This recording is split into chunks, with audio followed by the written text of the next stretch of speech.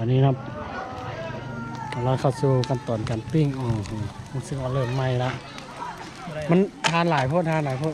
ออกกันเลย ใช้เบิ้งนึงเหรอเอาเบิ้งนึงสูงอ่ะยกขึ้นกันไหมแล้วนี่เป็นวิธีแก้ปัญหา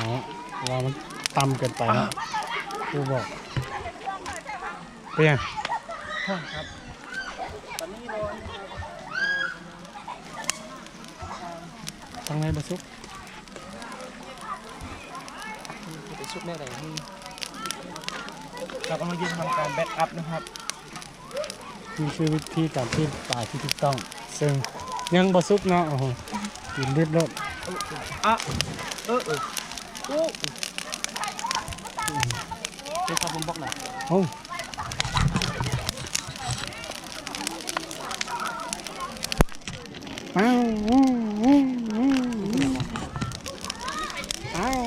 มากับแฟนเข้ามากับแฟนแล้วตัวจะทำดูออก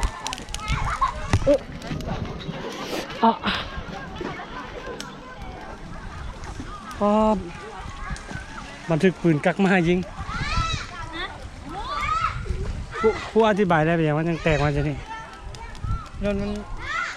ออันนั้นเนาะอัน พอมันมีเกลือหรือน้ำมัน นั่นเป็นเรื่อง มันมีเกลือตกลงไปเกลือจากป่าตกลงไป เกลือ อ๋อ เฮ็ดให้ระบบมันแตกเลยเอาสักพักนี่จงไม่สอบอึดวะ โอ้ยตอนนี้งงเนาะเจ้าไฟเป็นเจ้าไฟแล้วเอาเลยผู้ของมึงตัวไหนอันนี้ของกูเนาะ ของกูนั่นของกูยุดนี่เนี่ยนี่ของกูเป็นตัวนี้กูใช้น้ำก่อนไหม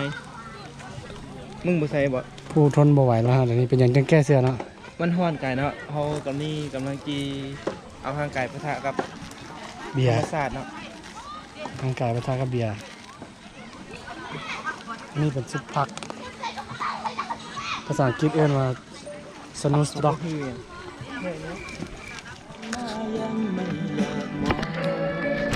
บ่ดูมันจะมาลอยมันบ่สร้างลอยน้ำมันจะมาอย่างวะ เฮ้ยจับสุดท้ายแล้วได้เดี๋ยวนี้จับอ๋อเฮ้ยนิ้วเอาจับจีดีๆเลยประมาณตอนนี้มันเห็นมึงครบแล้วจับพื้นมันเห็นมึงมัดทีแล้วเลย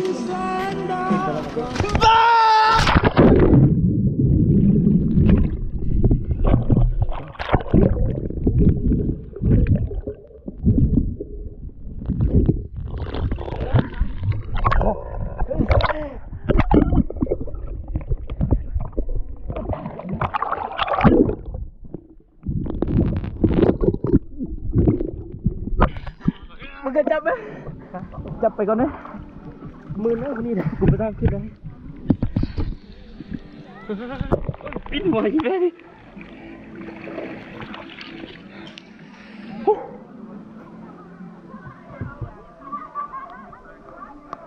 จับมากูขึ้นละกูขึ้นแล้วมึงมันขึ้นสูงนะยูทูบนี่สูงตายอ่ะขึ้นไปได้มือขึ้นไปไหนไม่ได้เนาะขึ้นได้นิดเดียวนี่นี่เตะกลับได้ทันเลยอยู่นี่ไหนไอ้ยาเฮ้ยโดนลงทั้งลมนี่เอาตอนนี้นะครับกำลังจะโดดนะครับกำลังจะโดดนะครับเล่นสุดต่ำกันกันเลยฮะตอนนี้พักกูจับเลยเดี๋ยวไม่บ่ได้มันพลาดมือวันนี้น่ะเบิ้งมึงรีบเบิ้งรีบขึ้นไปมึงขึ้นบ่ได้เด้ไปกูได้มึงนี่มึงมาอันบักฮาก็บ่มาก่อนซะเฮ้ยมึงอ่ะบักมึงกูตกได้ปะนั่นเด้อคณะเจ้านั้นมาบักได้ยังไง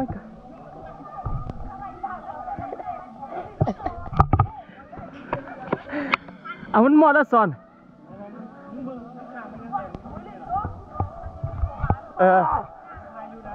เอากูไปเห็นกล้องแล้ว ไฟกูอันนี้มึงไม่เห็นกูมึงเอาเจอตั้งกล้องไว้ให้บ้าดิจับจะได้ให้มึงโดดเต้ห้ามเลยสินะเฮ้ยกูขึ้นบ่ได้พลาดล่มวะนี่โอ้โหมันเสียวไหมพี่ผมว่ามันเสียวนะมันจะเสียวนะทั้งนี้เอาทางนี้ไหมกระโดดทาง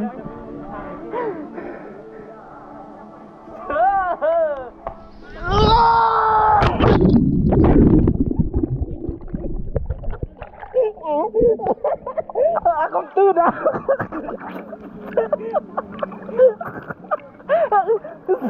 น้ำคำตื้นดิ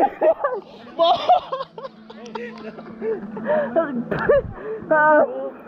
ปนหน้าจืด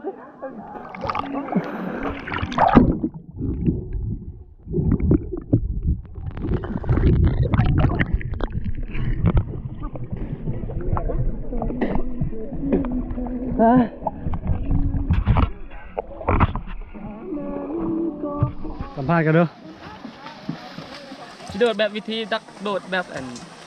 นักกีฬา จะไปใช่ไหมยาวๆน้ จุ่มน้ำใช่ไหมจ๊ะเด็ก ำเฮ้ยมาใส่แค่ออก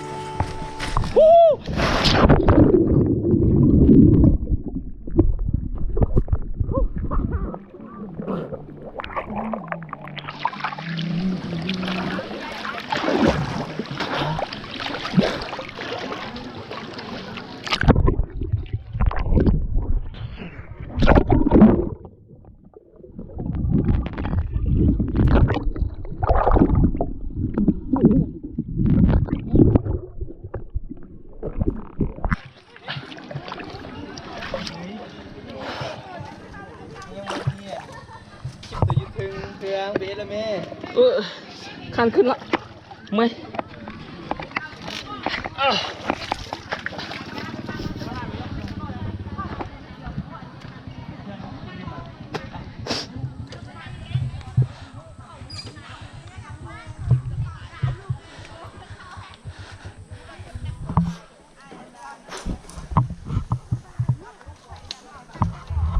โกโปรให้ดูพร้อมกันมาดูพร้อมกัน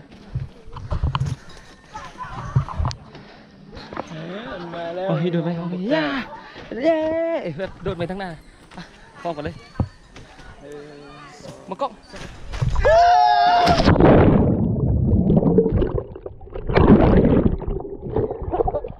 ครบเลย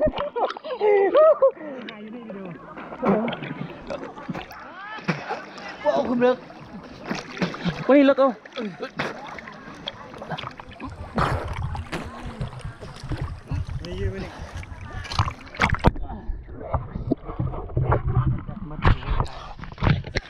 เป็นยังบ้าง ตามมันจะเป็นยังไงของ5,000 คนมาเด้อมึงปีนามาทางนี้เด้อกูเพิ่งไปพุ่งจับมันขึ้นสิมาได้ไป1 2ระเบิด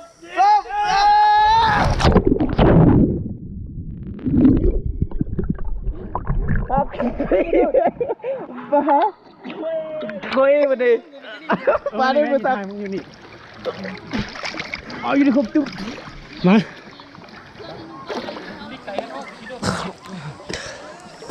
เสียโตแล้วคิดสั่น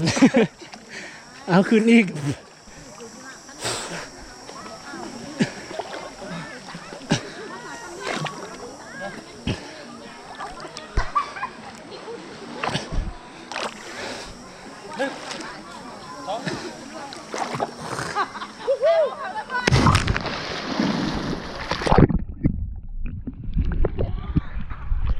ดังลง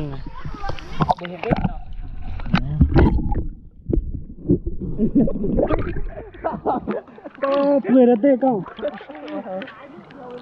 ไม่ได้จักลึกว่ะลึกทำไมวะอ๋อเพื่อน